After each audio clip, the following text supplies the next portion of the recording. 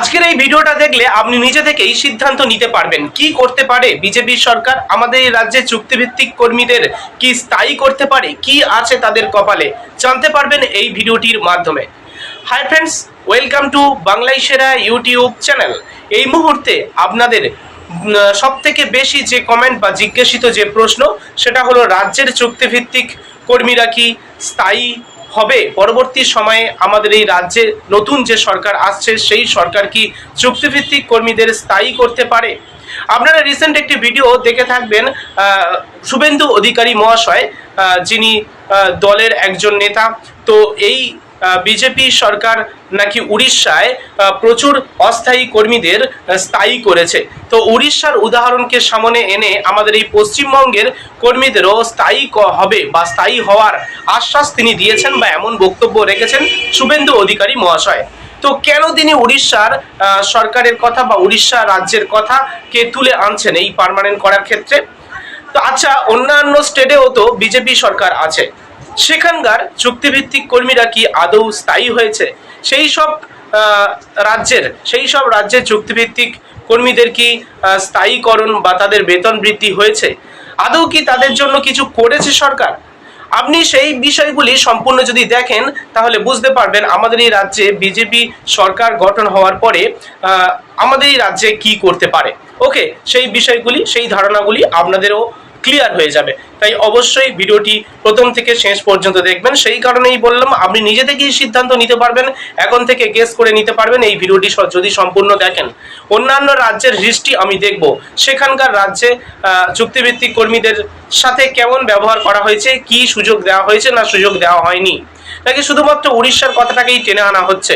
Actual উড়িষ্যায় কি হয়েছে, এই বিষয়গুলি সম্পূর্ণ ক্লিয়ার হবে এই ভিডিওটির মাধ্যমে। আর সেটা দেখার জন্য আমাদের সরাসরি আজকের প্রতিবেদনে চোখ রাখতে হবে। তো বিস্তারিত বলার আগে রিকোয়েস্ট করব, ভিডিওটি অবশ্যই লাইক করুন, শেয়ার করে প্রত্যেককে জানান।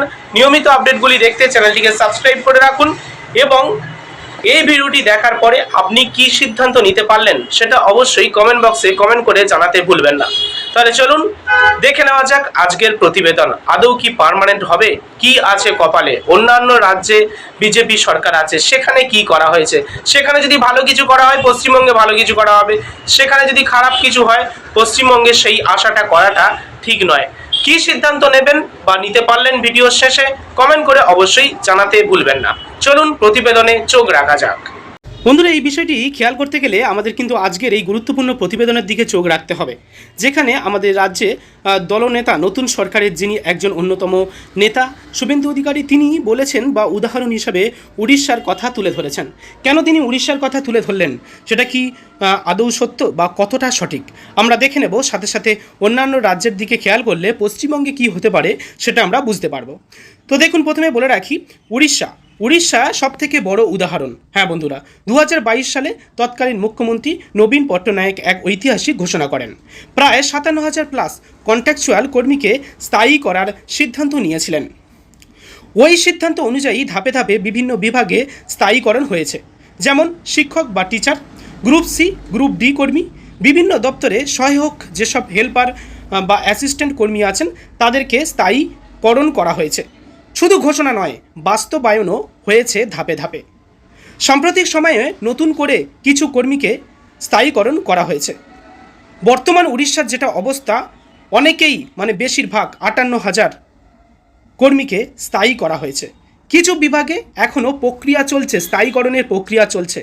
ওভারঅল যদি উড়িষ্যার দিকে আমরা দেখি, একটি শক্তিশালী বা স্ট্রং পলিসি ডিসিশন নেওয়া হয়েছে, যা সারা দেশে একটি বড় উদাহরণ হিসাবে দেখা যাচ্ছে।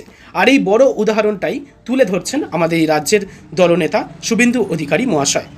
আর সত্যি এটা আমাদের কাছে একটি গর্বের বিষয়, সেখানে বিজেপি শাসনে এত ভালো একটি পদক্ষেপ, যা কন্ট্রাকচুয়াল কর্মীদের জন্য ভবিষ্যৎটা উজ্জ্বল করা হয়েছে।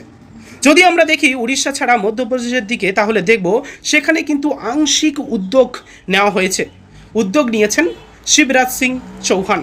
কিছু ক্ষেত্রে পদক্ষেপ নেওয়া হয়েছে কন্ট্রাকচুয়াল বা গেস্ট টিচারদের, সেখানে কিন্তু স্থায়ীকরণ করা হয়েছে। এছাড়া হেলথ ওয়ার্কারদের স্থায়ীকরণ করা হয়েছে। আংশিকভাবে স্থায়ীকরণ বা রেগুলেশন পে স্কেল দেওয়া হয়েছে। মানে বলা হচ্ছে এখানে এই যে গেস্ট টিচার বা কন্ট্রাকচুয়াল বা হেলথ ওয়ার্কারদের পুরোপুরি স্থায়ীকরণ হয়নি, তাদের আংশিকভাবে স্থায়ীকরণ হয়েছে। গুরুত্বপূর্ণ বিষয়, সব কন্ট্রাকচুয়াল কর্মীকে একসাথে স্থায়ী করা হয়নি, বিভিন্ন ক্যাটাগরিতে আলাদা আলাদা সিদ্ধান্ত নেওয়া হয়েছে।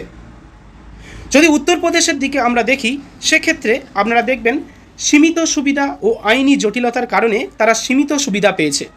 বিজেপির সরকার এই মুহূর্তে মুখ্যমন্ত্রী যোগী আদিত্যনাথ কিছু ক্ষেত্রে একটি পদক্ষেপ নিয়েছেন, সেখানে শিক্ষা সহায়ক এই শিক্ষা সহায়ক বলে সেখানে একটি কর্মী আছে যারা শিক্ষা দপ্তরের আন্ডারে কাজ করে থাকে। সেই শিক্ষা সহায়ক, এছাড়া অঙ্গনওয়াড়ি কর্মী, এছাড়া স্বাস্থ্য পরিষেবা দেন যেসব কর্মী, সেই সব কর্মীদের কিন্তু কিছু ক্ষেত্রে সুবিধা বৃদ্ধি করা হয়েছে এবং সীমিত রেগুলেশন বা আংশিক স্থায়ীকরণের ব্যাপারটা তাদের দিকে প্রয়োগ করা হয়েছে বা আংশিক স্থায়ীকরণ করা হয়েছে। তবে বড় সমস্যা, সম্পূর্ণ স্থায়ীকরণ করা হয়নি, একাধিকবার আদালতে মামলা হয়েছে।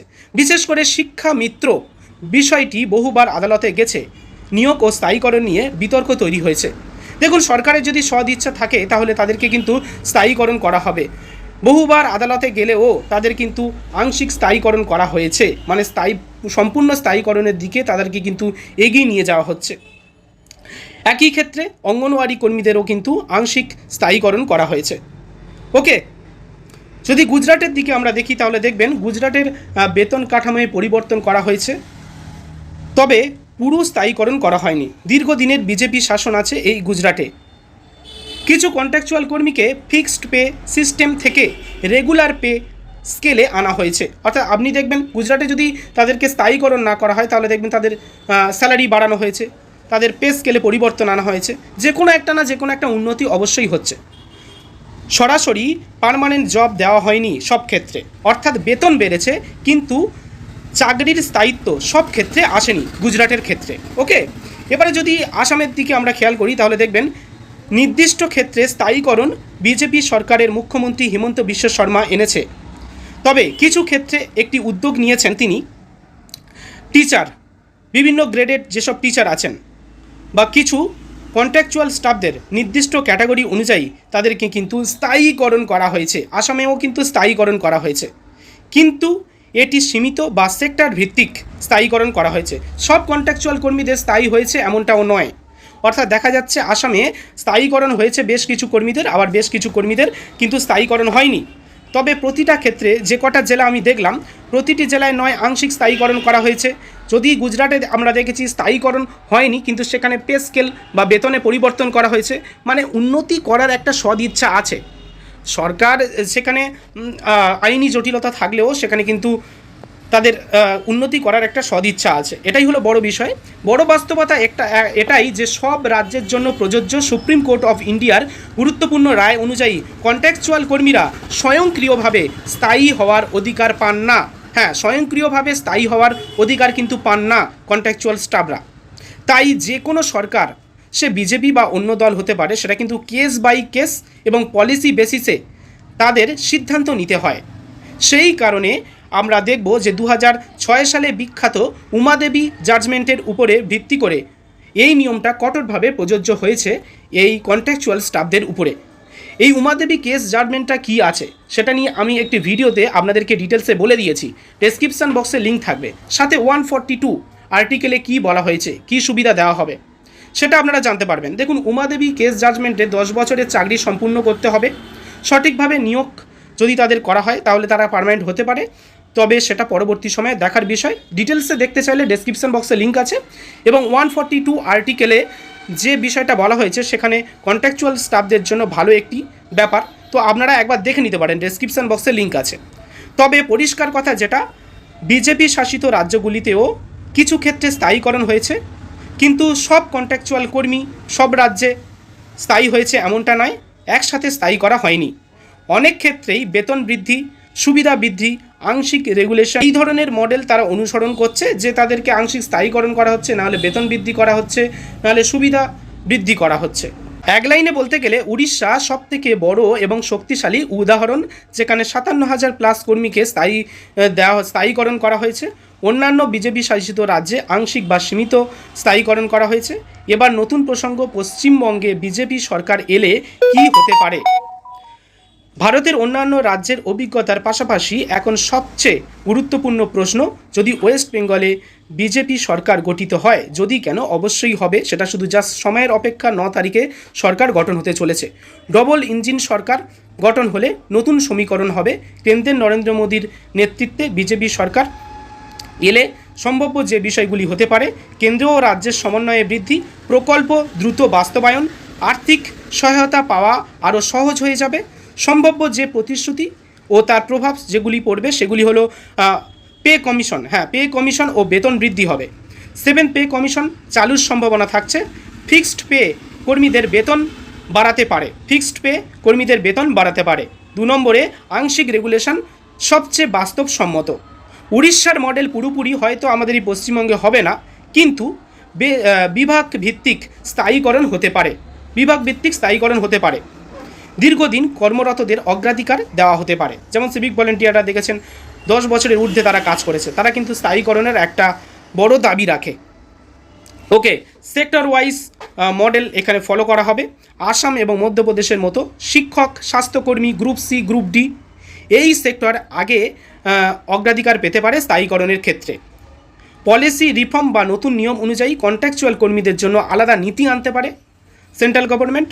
এছাড়া চাকরির নিরাপত্তা বা জব সিকিউরিটি আসবে, নির্দিষ্ট সময়ের পরে সুবিধা বৃদ্ধি হবে। এছাড়া আইনি সীমাবদ্ধ, সবথেকে গুরুত্বপূর্ণ, সুপ্রিম কোর্ট অফ ইন্ডিয়ার নিয়ম অনুযায়ী একসাথে সবাইকে স্থায়ী করা সম্ভব নয়, তাই ধাপে ধাপে হলেও নীতির ভিত্তিতে এইভাবে এগোবে আমাদের এই ওয়েস্ট বেঙ্গলের বিজেপি সরকার। ওকে, রাজনৈতিকভাবে বড় ঘোষণা আসতে পারে, কিন্তু বাস্তবায়ন হবে ধাপে ধাপে। ভারতে কন্ট্রাকচুয়াল কর্মীদের স্থায়ীকরণ একটি জটিল প্রশাসনিক ও আইনি বিষয়। এদিকে কর্মীদের দীর্ঘদিনের দাবি, অন্যদিকে আদালতের বিধিনিষেধ, এই দুইয়ের মধ্যে ভারসাম্য রেখে রাজ্য সরকারগুলো সিদ্ধান্ত নিচ্ছে। উড়িষ্যা দেখিয়েছে বড় সিদ্ধান্ত নেওয়া সম্ভব, অন্যান্য বিজেপি শাসিত রাজ্য দেখিয়েছে আংশিক পথই বেশি ব্যবহৃত। এখন নজর ওয়েস্ট বেঙ্গলে। নতুন সরকার চাইলে পরিবর্তন আনতে পারে, কিন্তু বাস্তবতা মেনে ধাপে ধাপে এগোতেই হবে। এবার দেখার পশ্চিমবঙ্গের নতুন সরকার কী সাহস দেখায়, আংশিক পথে হাঁটবে, নাকি সম্পূর্ণ স্থায়ীকরণ করবে, নাকি বেতন বৃদ্ধি করবে। এই সব যদি আমি বিজেপির শাসিত রাজ্যের দিকে খেয়াল করি, তাহলে এই সব বেনিফিট দেখা যাচ্ছে কন্ট্রাকচুয়াল কর্মীদের ক্ষেত্রে। তো সেই পুরানো হিস্ট্রি যদি আমরা দেখি, সেই সব রাজ্যে যেমন করছে তেমনটাই আমরা আশা করে নিতে পারি, বা সেটাই হওয়ার সম্ভাবনা বেশি, চান্স বেশি। সেই কারণে আলাদাভাবে তুলে ধরলাম এই ভিডিওতে। ভিডিওটি যদি ভালো লাগে অবশ্যই লাইক করুন এবং শেয়ার করে প্রত্যেককে জানিয়ে দিন। নিয়মিত আপডেট দেখতে চ্যানেলটিকে সাবস্ক্রাইব করে রাখুন। ধন্যবাদ।